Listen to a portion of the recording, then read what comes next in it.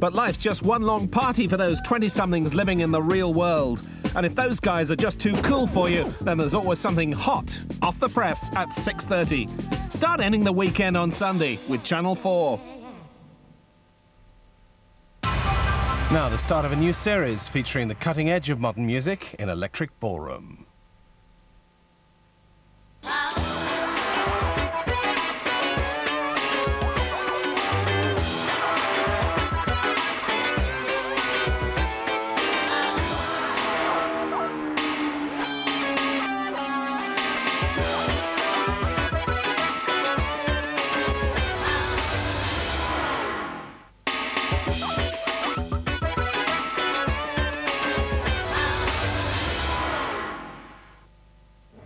Maybe a hard rock band, because those are the people that really embraced us from the start.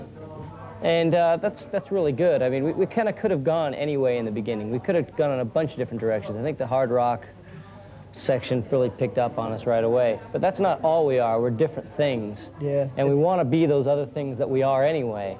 And, you know, sometimes when you want to do something different, instead of seeing it as taking yourself and exploring things, you're seen as alienating a certain thing that supported you. It gets into politics and has nothing to do with music at all, really. And it's the kind of stuff we weren't aware of ever because we've never had to deal with this side of things before. It's a whole different level. Hard rock is okay. It's like saying, you know, salt is okay, but you don't want to have salt as your only, you know, spice in your food. Salt for dinner. I mean, all the time, nothing else, you know? I mean, hard rock is great, you know, but so is a lot of other stuff.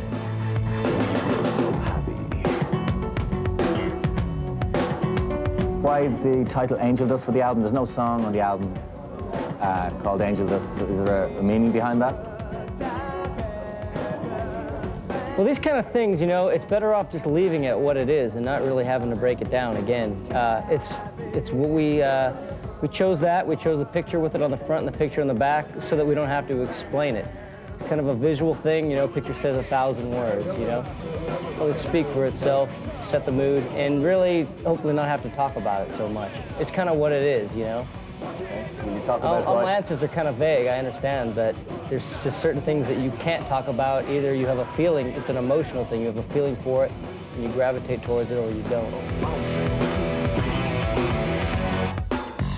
This is pretty much the first album that Mike Patton kind of was in on from the start, is that correct? Yeah. And what effect did that have?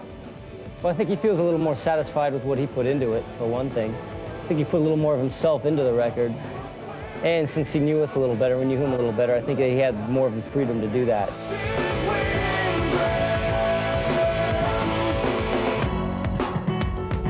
We still play smaller clubs, believe it or not. Yeah, we really do, you know, everywhere, anywhere, wherever it's appropriate, but not too small because then you can't breathe.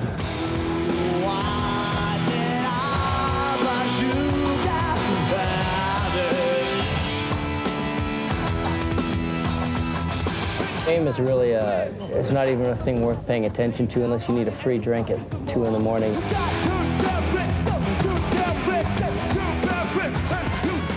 To me, this is the example I can give you. Going through the last record for 10 months, just ourselves, just trying to get people to listen to a record, and all of a sudden, you know, the acclaim or the success that has come, what's the difference? It's the same record, you know, and that's, we're the same people, we're people, that's what we are. And none of us, I think if we wanted to become greater and huger and more important than anybody else, then we just become jerks.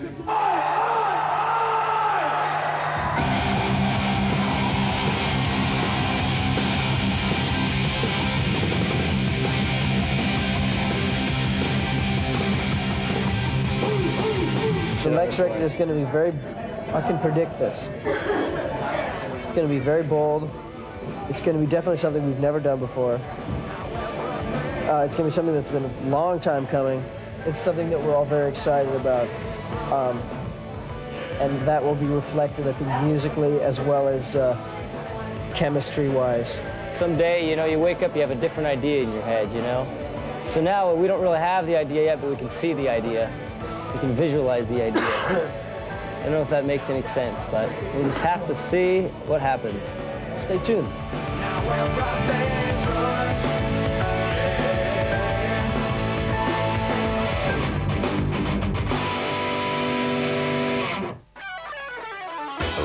Ballroom.